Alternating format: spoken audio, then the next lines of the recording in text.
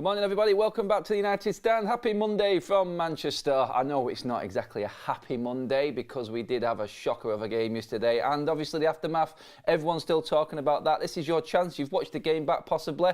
You've slept on it. Do you have more of an opinion on what you were saying yesterday or what your thoughts were yesterday? Get involved, get in the live chat right now. Talk to me, everybody. It's your chance now after the carnage that was yesterday's after shows, because no one was happy yesterday, let alone me and everyone outside of St James's Park wearing that United scarf, United shirt, or any affiliation with Manchester United yesterday. God, there is other news breaking. It's dominated this morning by The Athletic, and that's where we're going to start. Obviously, Harry Kane, top target for Manchester United. We're going to delve into some of the finances because a few more details, finer details have been leaked out regarding Manchester United and how they facilitate that debt, that credit card, the rolling credit facility.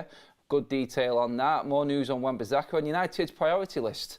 All with The Athletic this morning. We're just reporting on what's been put out there by the journalist and the creditable media outlets. So let's just talk about that. We're not just filling you with Harry Kane bull and going on about it constantly. This is genuine. This is coming straight from The Athletic and how they see things and what they're reporting on regarding United and Ten Hag's targets. It all rolls into yesterday's aftermath, obviously, but we're going to start with Harry Kane, and a tweet come out this morning from Laurie Whitwell regarding Erik Ten Hag's top targets. Reads, Erik Ten Hag is sold on Harry Kane as his first choice centre-forward target this summer, but there are major doubts about Daniel Levy. Will he sanction the sale? That's basically where it is. We already knew that in terms of Daniel Levy and how he operates and how he can make this deal difficult if United did want to go in for Kane. I mean, Kane, you look at it now with Erik Ten Hag, and I've said this all along in terms of Manchester United's performances. And guys, get your comments in, not just on Kane, but obviously yesterday, because I think the Kane story rolls into what was going on yesterday on the pitch, because it's quite clear that Manchester United have got a problem in scoring goals. I mean, I was talking yesterday before the game against Newcastle that our major problem this season is scoring goals. We've got too much pressure on that defence. Harry Kane, what are you getting with Harry Kane? It's simple. We've talked about everything with Harry Kane, what his good bits are, what his bad bits are. The only bad bit with Harry Kane is obviously his age. It doesn't look as appealing as the other strikers that could be on United's list because they're younger and there's longevity in them, not as much as Harry Kane. Well, the way I think Manchester United are looking at Harry Kane is we need that striker that's genuine goals, 100% guaranteed goals. Kane guarantees you goals in a season. If you give Kane a 4 with an option for a 5th-year contract, you can guarantee Kane is going to score over 100 goals for Manchester United. You're going to get 4 good years from Harry Kane, minimum, I think. I think that's how United are looking at it. If they're running as a business, they will look at that and go, 4 years, Harry Kane will see that out. We'll keep Manchester United, I think, firmly in that top 4. If we're building a team around that sort of type of player, I think we should be challenging with that type of player in our team. But obviously, we do need other purchases as well in other areas of our team. But with Harry Kane in the team, you've got to look at it and go, it's goals. It's goals that Manchester United are lacking this season. It's goals which have cost us, and we can all go on. I mean, I looked at the stats yesterday. Everyone started going in on the defence yesterday and the amount of goals that we've conceded. But you look through the season, and it's consistent. It's consistent where Manchester United, and there's a poll right now again, Harry Kane to Manchester United. Watching yesterday, would you take Harry Kane straight off the back of that? Would he be that key element there, that difference for Manchester United in terms of changing games like it was yesterday? Because defensively, I thought first half, yeah, there were moments with Newcastle where I probably thought they should have been in front. I thought David De Gea made some great saves yesterday. I thought he was probably our one standout player. And for me, besides that and the opportunities that came around where De Gea had to make them saves and where that came from, defensively, I thought we were quite decent for long periods of the game yesterday. But what I've said all along this season, I think this is where it's been consistent with Manchester United and why we are desperately looking at a striker this summer, is we don't have enough goals in this team. It's unbelievable. It was no coincidence yesterday Marcus Rashford had a poor game.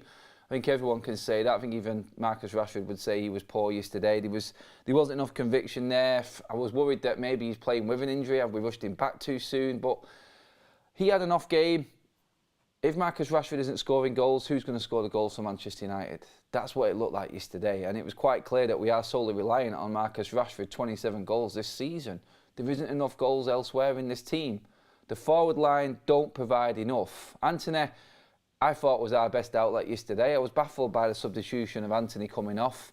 I thought in a game where it had bite and you had to be strong in the tackle and actually have a bit of strength, I thought Anthony was the only one forward that was doing that job. I thought Sancho was lightweight when he came on and wasn't enough. And when Newcastle were battling and biting and snapping into every single tackle, and that was proven in their first goal when Martial, I can't remember if it was from where I was sat, obviously in the heavens at Newcastle. I've not had a chance to watch the game back yet.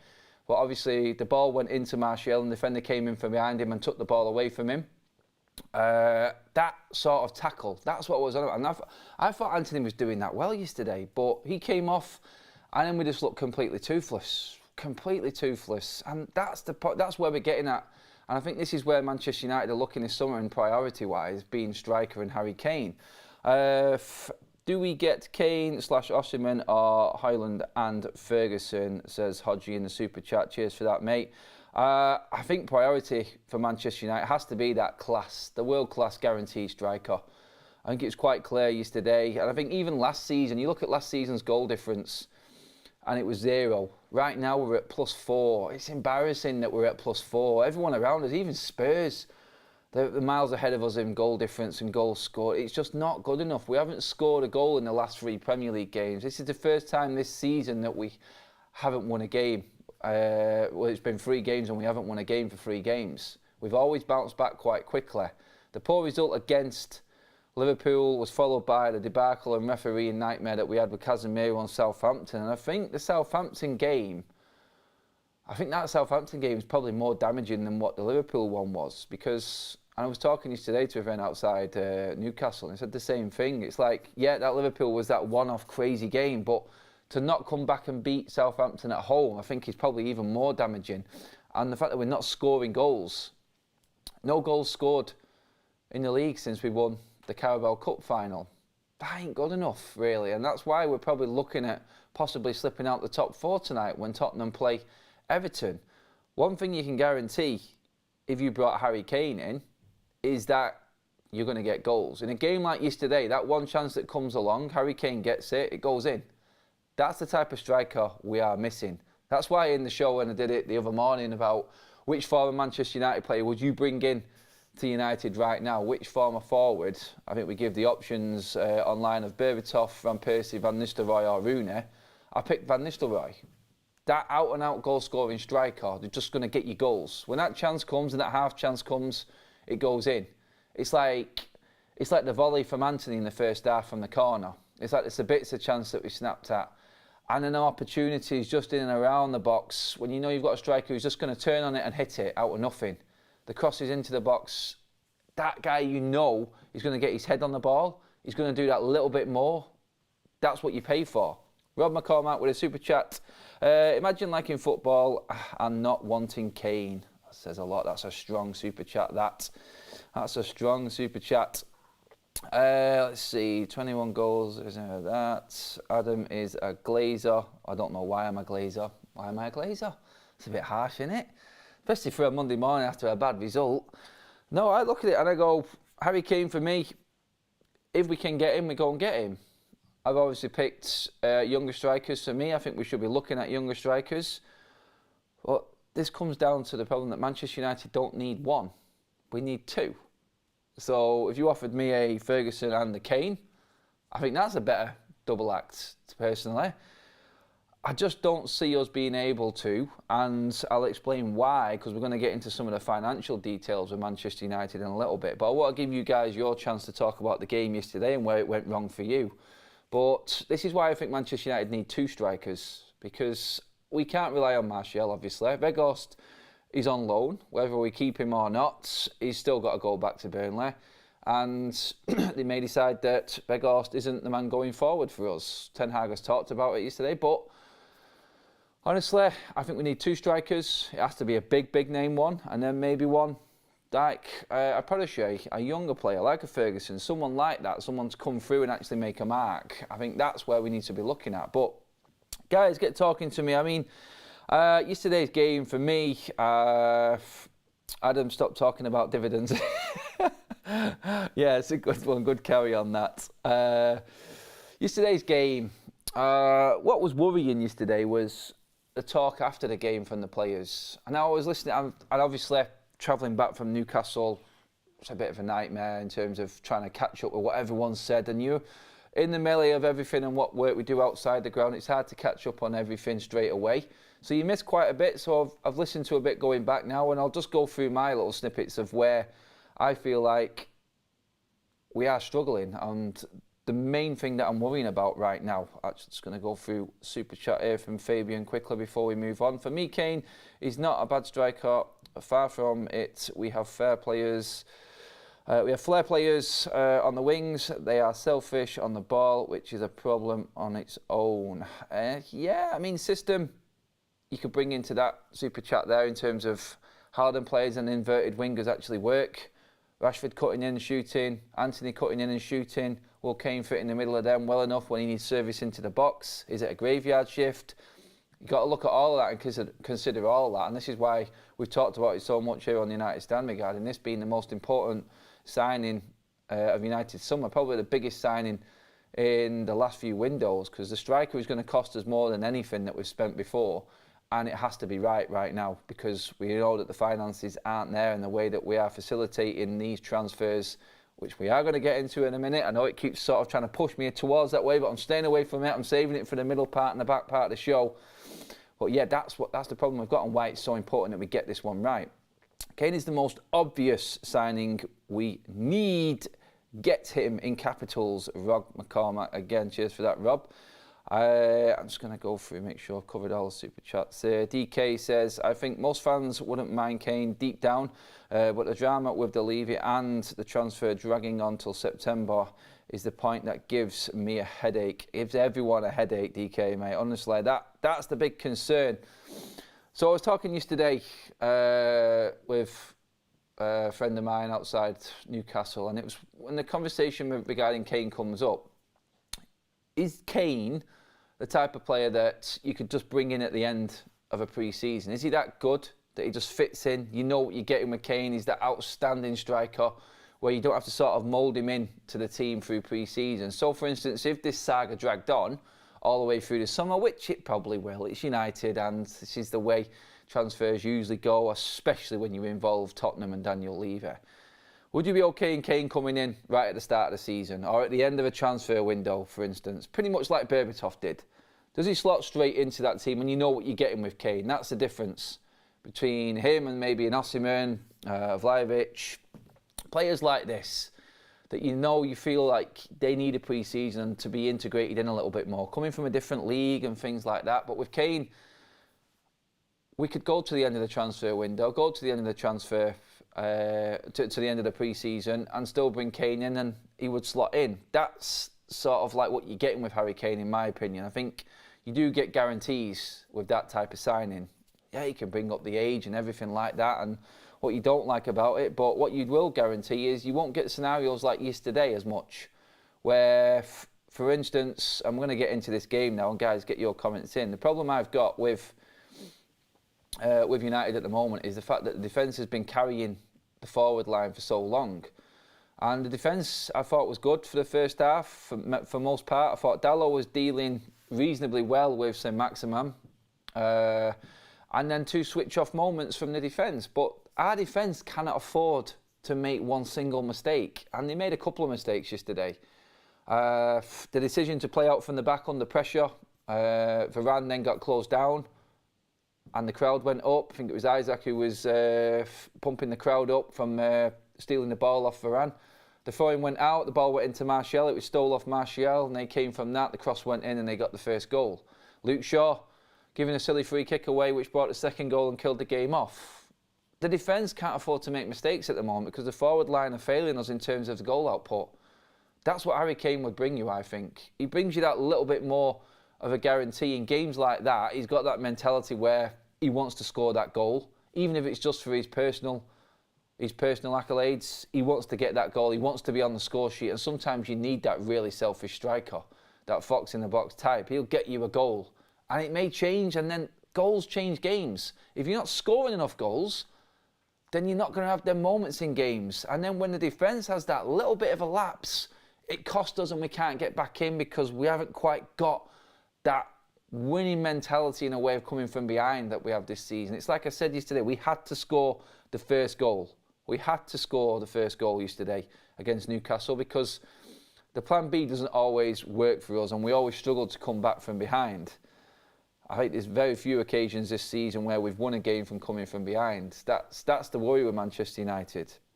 But yesterday I thought the forward line was the problem. Midfield and the forwards, I thought the connection just wasn't there. The ball wasn't sticking up front. And there's too many of our forward players had a bad game yesterday. And including in that, you talked about the midfielders like Bruno Fernandes, Marcus Rashford, Wout Weghorst. They just didn't have a good enough game. The worrying thing was from yesterday was the quotes that came out afterwards. And it's always easy when you come out and talk about a game, but the proof is in the pudding and the performance on the pitch. Luke Shaw's comments, Diogo Dalot's comments, and Erik ten Hag's comments. They're the concerning things with Manchester United's performance yesterday when they came out, when Dalot said that they just wanted it more. They wanted it more than us. That cannot happen in a Manchester United shirt. That cannot happen in a United shirt, and that's the worrying thing. Ten Hag said they fought for it more and they deserved the win. Luke Shaw, when he came out and said pretty much exactly the same thing. They wanted it more. They showed more passion than us. They showed more desire than us. I mean, that's going back to the Liverpool game again, where Liverpool wanted it more. And our heads dropped again in the game, and then it just got too far away from us, and we just completely gave up. If we go behind in games, we're in trouble. It's as simple as that. That's what we're looking at. I worry every time. It's like we get that first goal, I feel confident. I feel confident that we are going to win the game. It's like what Luke Shaw was saying in terms of quality. Newcastle didn't play fantastic yesterday. They really didn't. They just wanted it more than us. They battled harder than us. They won more 50-50 balls. They won more second balls. And they just worked off that. That moment when Isaac closed down Varane and got that throw-in, stopped us playing out. Then the ball went into Martial. The defender came in. He wanted it more than Martial. He got it. And them were the moments. They didn't do anything special. They just worked harder than Manchester United. And that's how they got the win. It was a workman-like performance. No flair. Nothing spectacular. And how we get a 3-on-1 situation in the box for that second goal is just beyond me. We just switched off again. And that's the worry. If you're not going to work hard enough to put yourself in front, then you're never going to get anywhere. You're never going to win anything. Manchester United just got outworked again, and we've said that a few times this season. We can't afford to keep using that as an excuse. But it was fact yesterday. Newcastle weren't fantastic. They just wanted it more. Like Ten Hag said, we went into that game and couldn't handle a team that were hell-bent on revenge from the cup final, and they wanted it. They went out there, and away from home, United are going to have to deal with this week in, week out now, especially away from home. Ten Hag talked about changing that away form, making the away form the same as the home form. It's just not enough. It's just not enough. Right, let's get through a few comments. Adam, it's not about the striker alone. Our midfield was the problem. Absolutely rotten. I did say that. I said midfield and attack were at fault yesterday. Let's see. Thomas Turner is going in on this. Let's go. Here we go again. Oh my God, this is why I hate this club. Kane is only good because he's English. No, Kane is good because he scores, unlike Weghorst. It doesn't matter if he's English or not. It's what's best for Manchester United, what works best for us. Midfielders, we never control the midfield. We don't create enough. Bruno is a forward. Why don't you guys ever address that? Pole, striker or midfielder? We're going to talk about that in a minute. At the end of the day, we don't put the ball in the back of the net. At times this season, and we are still up there with most chances created under Ten Hag. If we're creating more chances, not putting it in the back of the net, you can see why the priority is what it is. I mean, The Athletic have also talked this morning and put a tweet out regarding Manchester United's summer priorities. It's a striker, followed by a midfielder in the style of a number 8, and then an attacking right-back. There is also news regarding Aaron Wan-Bissaka, which has been put out there by The Athletic this morning. I remember Xhaka has done well in the second part of the season, but Manchester United will listen to offers in the summer should there be interest in him. David Ornstein from The Athletic again on that one. That's it. I mean, an attacking right back, I can see. Definitely. I mean, according to The Athletic, that's third on Manchester United's priority list. Honestly, I just feel like that isn't even a concern for me right now. Like the comments have said there, it should be midfield and attack. That's where we're lacking. Midfield, desperately short in numbers in terms of quality. And attack, like we've just gone into there. I mean, the striker has to be number one priority for Manchester United. I'm going to get through a few more of your comments now. Manchester United needs Kane or Osimhen, that type of striker. Need to fix the squad starting from the back. Goalkeeper, centre-back, full-back and number 6. Disagree with that one completely. It's the forward line that is priority on that. We don't need a new goalkeeper. Aaron Wan-Bissaka is head and shoulders better than Dalot. I wouldn't say head and shoulders better than him. I thought Dalot handled St Maximin quite well yesterday for the most part. Coming back, I think Dalot's had an excellent season this season. I don't know what it is with Wan-Bissaka. Honestly, I'm with you on Wan-Bissaka in terms of keeping him.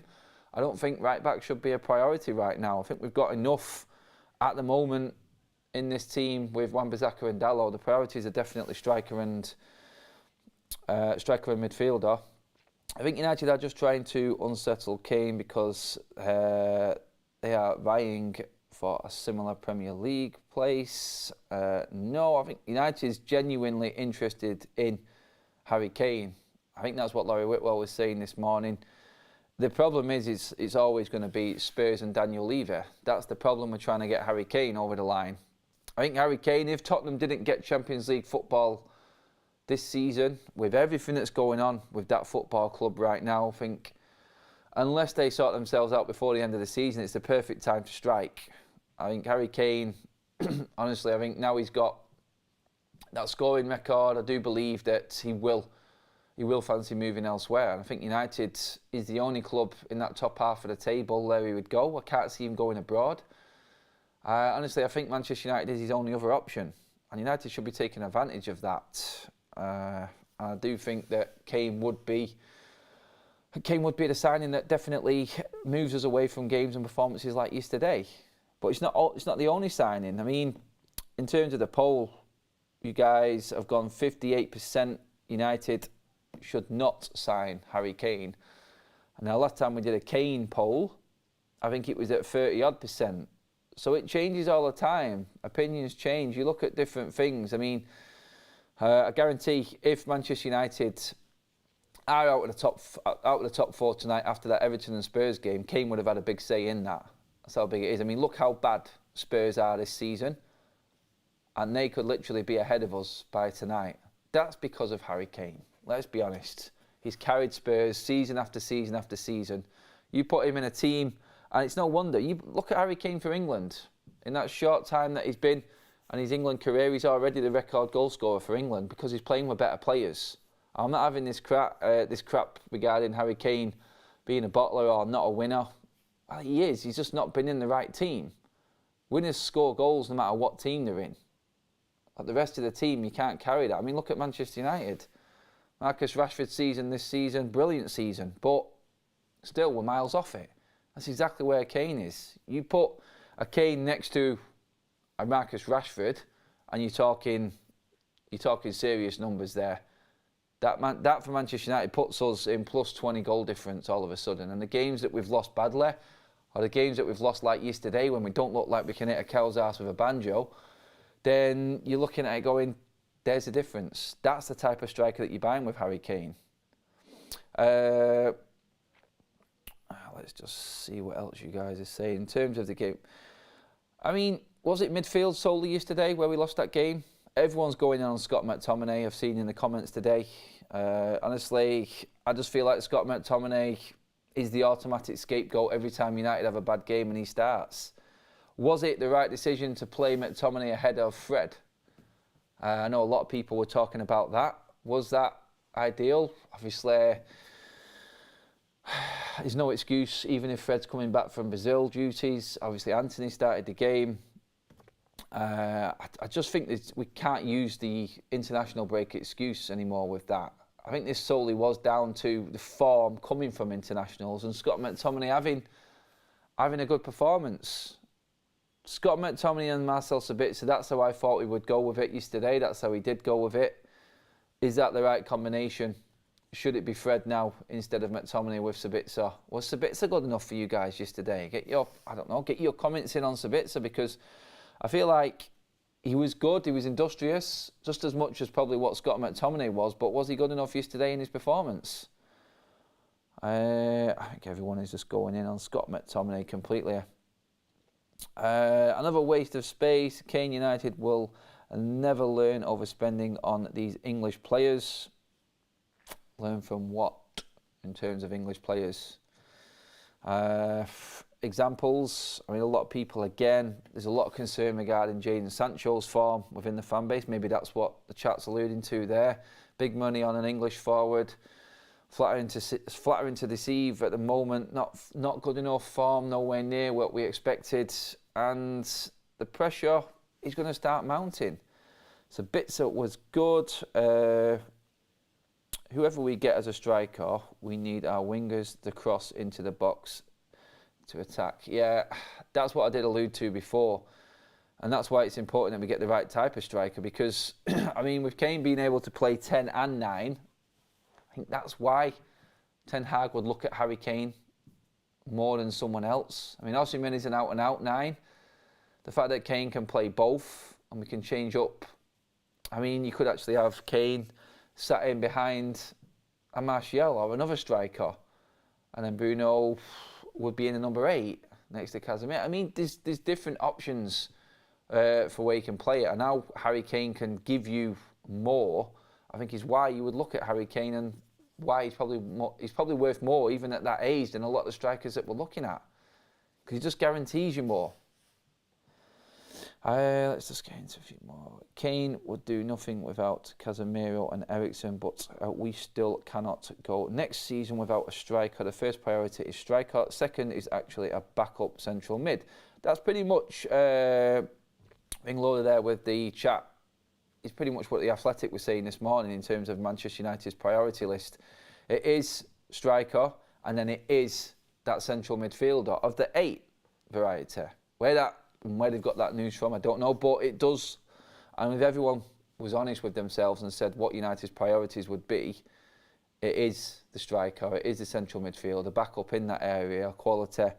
And then, I mean, I'm not with the attacking right back as the next priority. I think there are other areas. I think another centre back, probably more for me than a right back. I just don't think we've got that depth. I didn't understand Erik Ten Hag's substitutions yesterday either with the centre-backs. I don't know why Martinez and Varane both came off. And I was like, hopefully Varane is fit. And then I seen him go and sit straight down on the bench. I was like, didn't understand why Lindelof came on the pitch or why that substitution was made. It was a bit weird. It went a bit kamikaze, and then we lost it completely. We rolled the dice, and, well, we're going to lose anyway at 1. And I think Ten Hag was just risking it, maybe just thinking, put some better quality ball players on. And then I looked at them ball players, and that sort of contradicted what I was thinking, because it was Fred and it was Lindelof, and I'm like, just lacking in numbers. And that's what it boils down to. Like what Gary Neville said, I think TalkSport said it as well, in terms of Manchester United have let Erik Ten Hag down. He's done a monumental job and done a fantastic job in getting Manchester United competing to the level that they're at now and where they are this season. But we knew we needed cover. We knew we needed investment.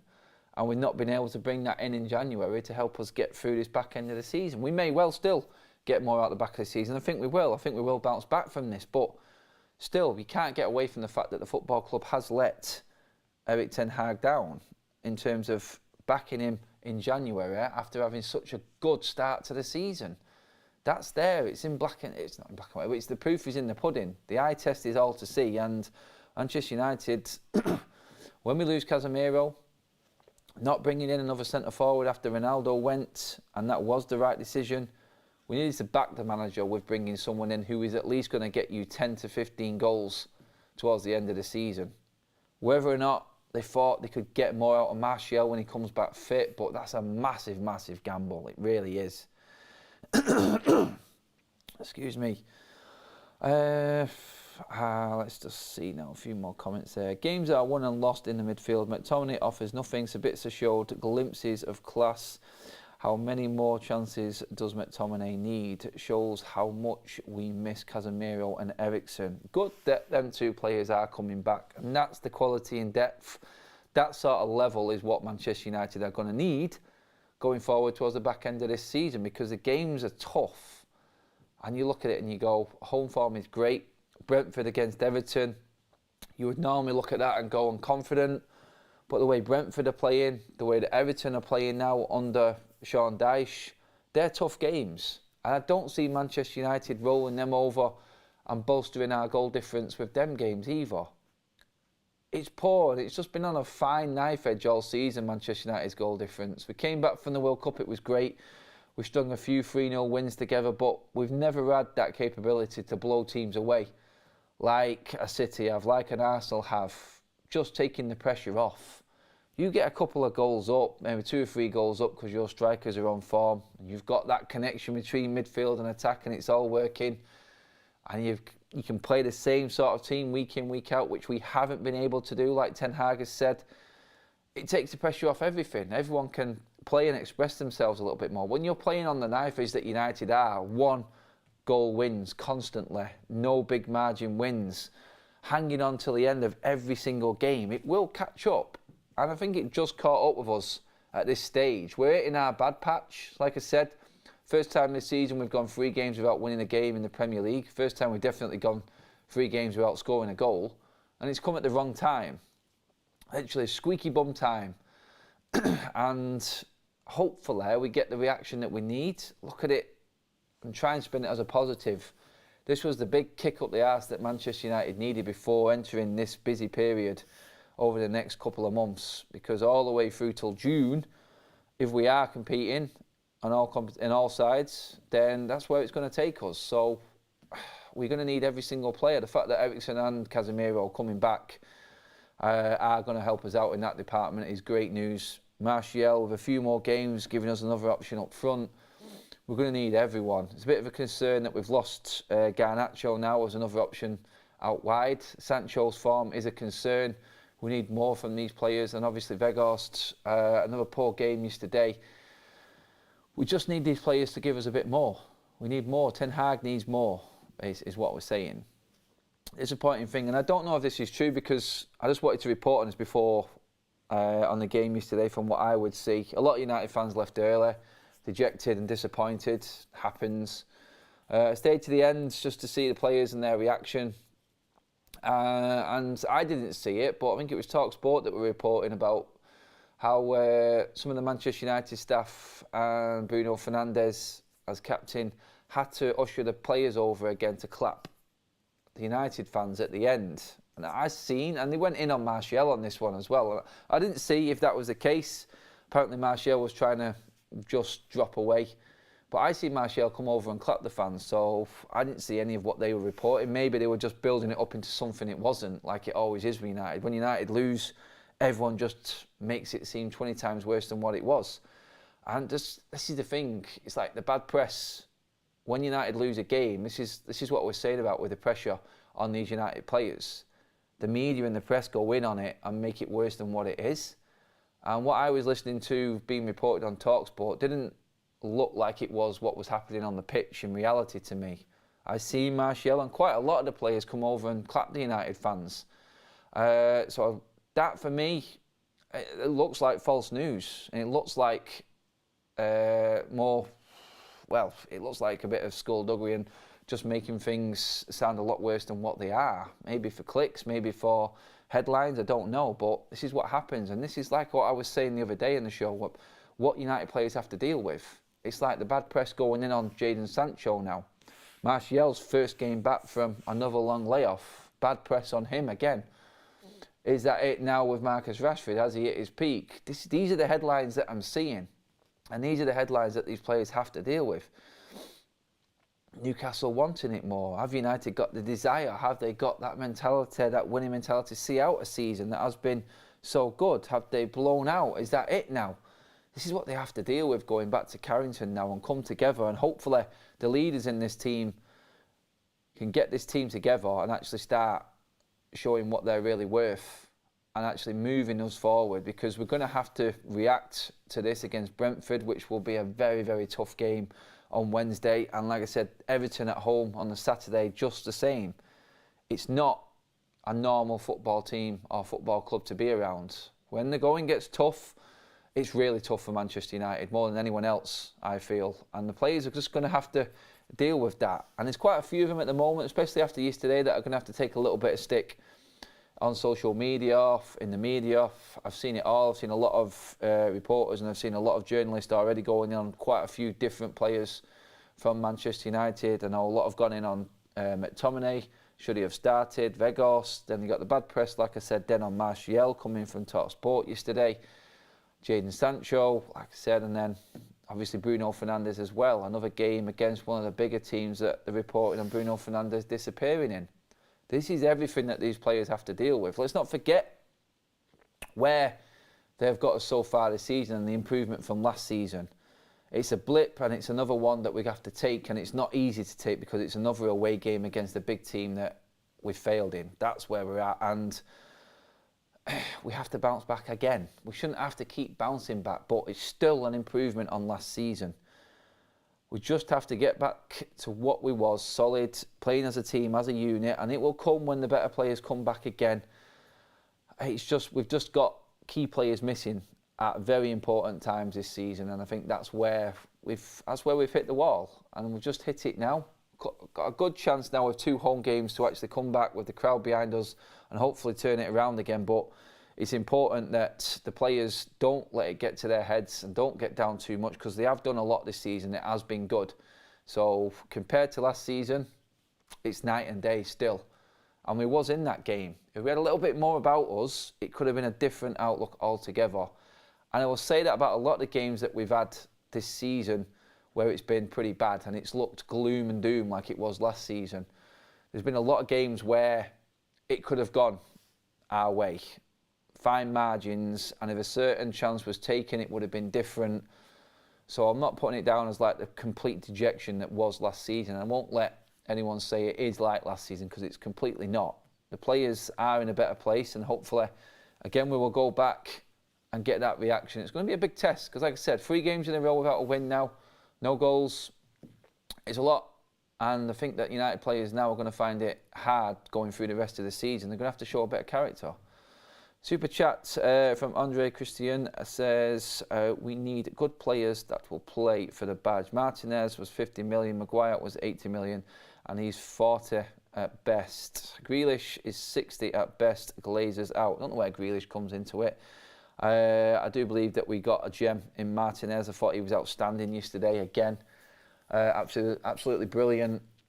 And it's unfortunate that this defence, the likes of Varane and Martinez, who've built up such a good partnership, have had these games this season where the stats just don't tell the truth in terms of the whole outlook of the season. It's unfortunate, but that's where we're at. We've had these games that have just completely curtailed our progress, and we're always having to find this sort of reaction and bounce back at certain points. It's been, what, I would say about 4 times this season now where we've had a really bad game and we're having to bounce back from it. It's disappointing. I think it's hard to keep going backwards. So 2 steps forward, then 1 back, still positive, still moving in the right direction, but it just slows things down again. I just love Manchester United just to come out and smash a team and just give me a comfortable afternoon. I just don't think we're going to get it this season. Maybe next season with the right purchases and the system in place.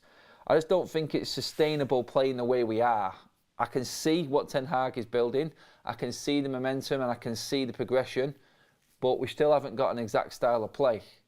And I think he realised that after 2 games that we haven't got the squad to play a certain style of football. I think it will come in time, but what he has done is made us harder to beat. And I know that sounds stupid right now after certain games, but we are better, we are more solid. And like I said, one moment yesterday, like the Anthony chance goes in, or Vegos hits it across Pope in the first half and that goes in the corner when he went clean through, the game changes, completely changes. I thought in the first half we didn't have as many clear-cut chances as Newcastle, or decent efforts, but we had our moments where we could have made that difference. And in certain games like that, you've got to expect to be back to the wall against a good team away from home and then take that opportunity. We just didn't, and it is fine margins. Right, moving on. We've got to move on because we'll just end up depressing ourselves talking about that game yesterday. But in terms of United's finances and balancing what we can do in the summer, there's more news come out from The Athletic today, this morning, from Laurie Whitwell. I'm just going to read out the tweet that went out this morning. Manchester United expects the revolving credit facility to be paid off by June 30th, 206 million.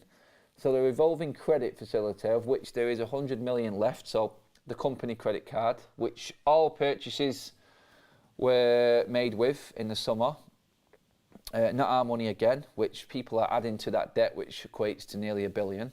That's what we're looking at. That is supposedly being paid off by June. But balance won't stay zero for long if the Glazers stay. This is what Laurie Whitwell was saying. There is 300 million limit, plus that's how the summer recruitment will be paid for under them.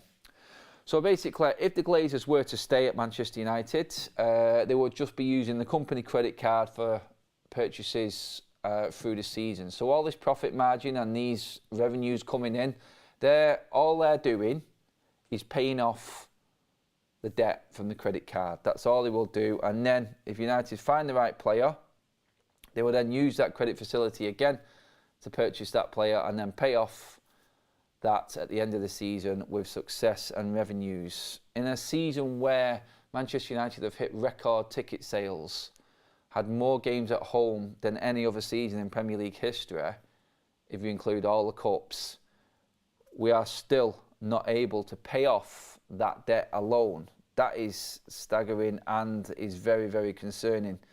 There will be an emphasis on selling players when the market opens. The club is not generating enough cash through commercial and matchday streams to permanently pay off the credit card.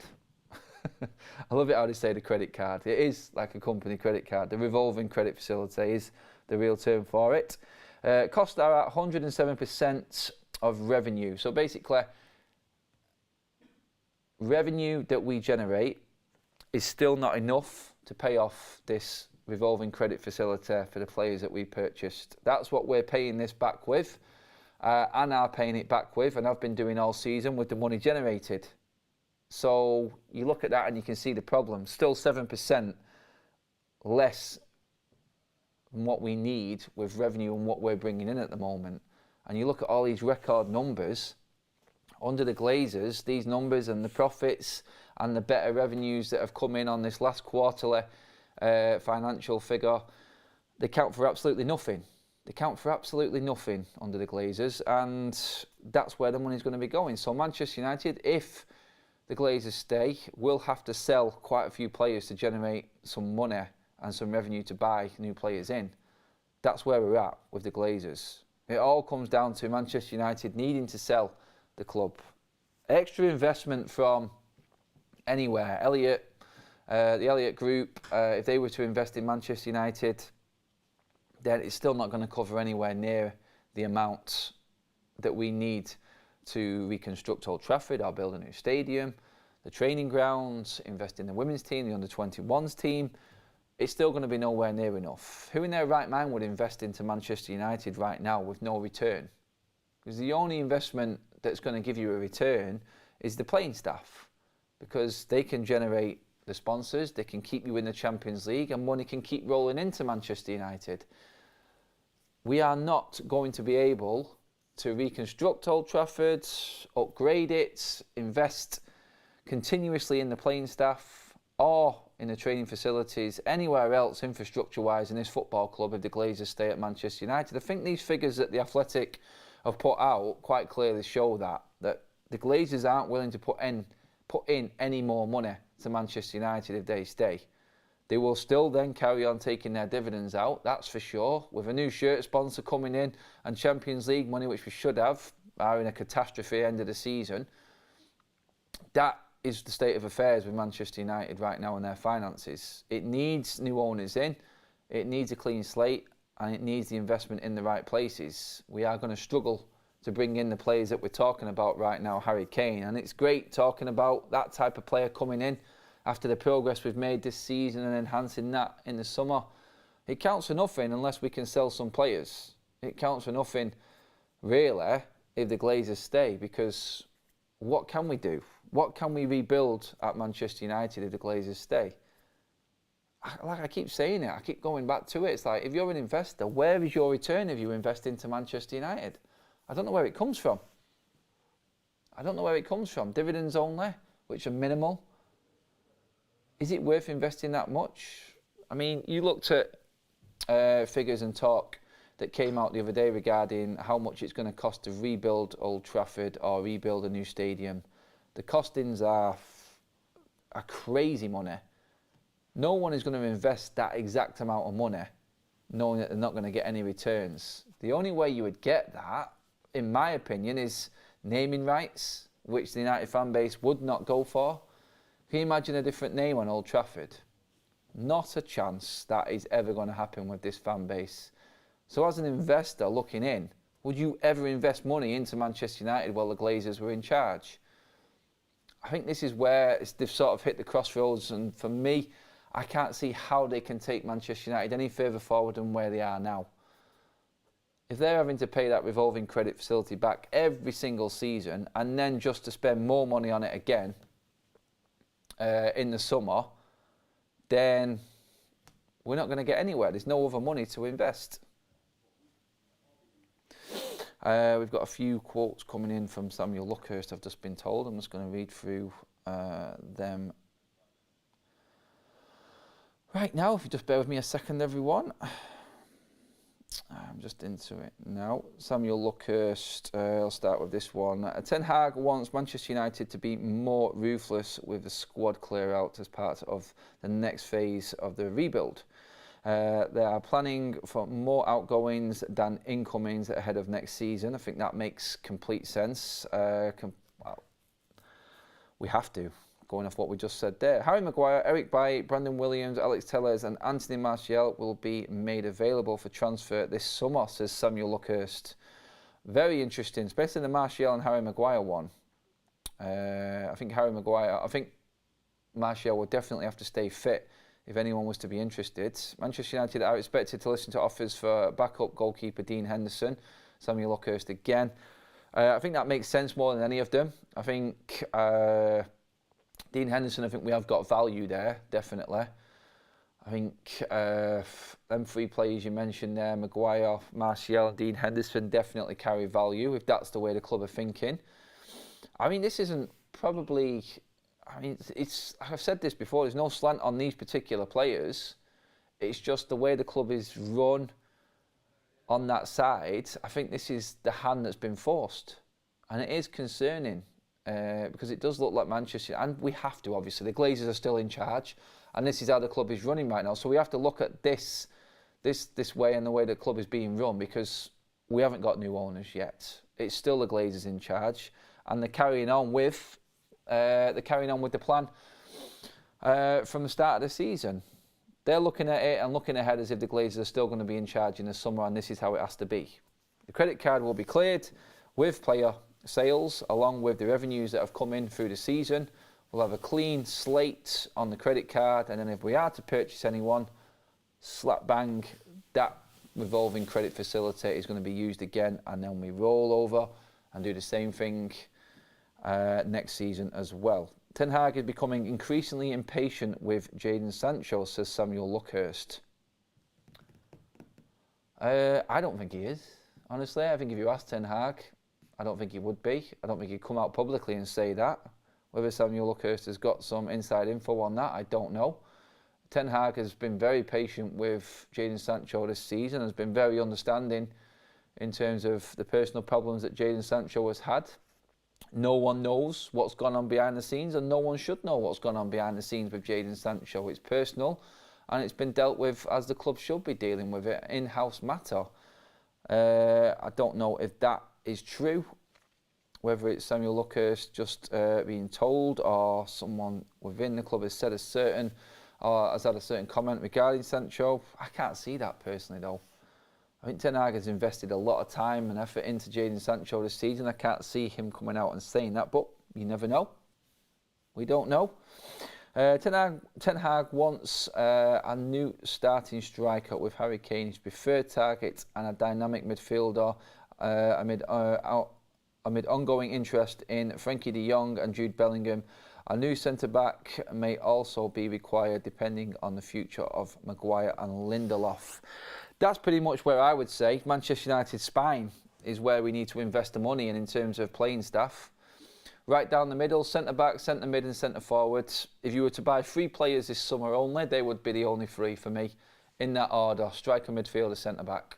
I think that's where Manchester United need to be looking. I think Ten Hag is right there. I agree with what Samuel Luckhurst has said there in terms of priorities. He's pretty much agreeing with what Laurie Whitwell said in The Athletic as well, in terms of the striker is and has to be number 1. They're saying that is Harry Kane again, so that's The Athletic. And the MEN saying that now about Harry Kane. Excuse me. Jude Bellingham and Frankie de Jong, I think you can take that completely with a pinch of salt. There's not a cat in hell's chance that any of them 2 are coming to Manchester United this summer, I don't think. I think Bellingham will end up waiting for Liverpool. I think he's young, he's got time, he's adored at Dortmund. There's no reason why Dortmund won't tie him down to a new deal and then make Liverpool pay more money off that. That's just how I see the Bellingham thing going. I think it's made. I think Frankie de Jong said enough last summer. If I didn't hear his name all summer again, coming this pre-season, I'd be a happy man. That drained the life out of me last season. And Jude Bellingham and Frankie de Jong, how much do you honestly think that them 2 are going to cost? With what we've just discussed with how Manchester United are having to pay that credit card back with the money they've generated, then the player sales, that would basically take all of Manchester United's money for the summer. Harry Kane, Jude Bellingham or Frankie de Jong, what are you going to get them 2 for? 200 million, there goes your budget. We literally spent 200 million on 5 players in the summer. This season, going off the names that are being thrown around by the media and publications, you would look at 2 quality players coming in. I don't think we'll have enough money to buy a decent centre-half if we go for that type of calibre of player, definitely not. Another one just in from Samuel Luckhurst is Anthony Elanga and Facundo Pellistri have been pencilled in for loans next term amid the possibility that Erik ten Hag accommodates Ahmad coming back from Sunderland. So Ahmad is going to be given his chance. There's another forward that we need to remember is coming back to Manchester United in the summer. He's had a great season at Sunderland. Manchester United have got options coming back. It's not just possible transfers coming in. We've got the likes of Ahmad coming back in the summer as well. Will he be given a chance? Will he be the type of forward that makes a difference for Manchester United? It's about time Manchester United had a decent loan go out. We've had some good ones so far. Obviously, we're seeing progress with Charlie McNeil and Charlie Savage on their loans respectively. Obviously, we've got Alvaro Fernandez at Preston, Laird down at QPR as well, and we've got Ahmad at Sunderland, all doing well. It's good to see, but I think the key areas, them positions like Samuel Luckhurst has just said then, they have to be the right players. I think that's where the bulk of the investment's going to go. So, to round up the show and everything that's gone down, it is basically Manchester United's number 1 target is Harry Kane. Striker comes first, then the midfielder, possibly a centre-back or a right-back, attacking right-back. But for that to happen under the Glazers, we have to pay back the revolving credit, which financed last summer's transfers, Casemiro, Martinez, Antony, so on and so forth. Then we will just spend money back on the credit card again. So Manchester United's business model is paying that revolving credit back through the season, clearing that, and then that's what's available to spend come the next summer. and targets will be mainly Harry Kane, possibly a number 8 midfielder. Who that is, we don't know. But right now it looks like Harry Kane is top target for Manchester United this summer going forward, and I think that is definitely the area in our game and in our team that we definitely need to invest more money in. Super chat in from Glenboy. Looking like nobody will pay the Glazers asking price, so they will increase the club's value by putting the club in more debt to get better players or put some extra seats in the south stand. I mean, let's not forget what happened this summer, and I think it was the right move by Manchester United, removing the executive section from the Stretford end. There's a spot right in the middle of the Stretford ends. It's like the famous Stretford end where Manchester United's atmosphere is supposed to come from. We have an executive section. I think it's definitely right that we remove that. But them seats, because I used to sit 2 rows across from them seats, there's a little railing there, and them seats are worth thousands compared to the seat that I was sat in, and they're all gone. No coincidence that the season ticket prices went up this season as well. Just saying. They have to balance the books somehow, don't they?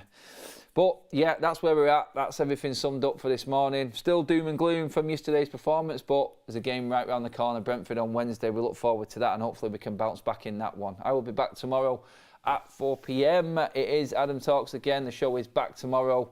Football, full throttle all the way through till the summer. God, that's if we are still in every competition. So yeah, let's look forward to that. And obviously, keep your finger on the button, hit that bell notification, subscribe to the United Stand, and you will be kept up to date with all the latest videos coming out. There's a lot going on at the club right now, and we'll be right on top of it for you, everyone. But for this morning, cheers for tuning in, everyone. We move on. Let's forget about Newcastle for the time being. Move on to Brentford on Wednesday, Everton Saturday. Plenty of games coming up. Let's hope we get the reaction that we want this week, and we can get back on track again. Cheers for watching, everybody. We'll see you tomorrow. I will anyway, but Matt will be back late this afternoon as well. Cheers for watching, everyone. See you then.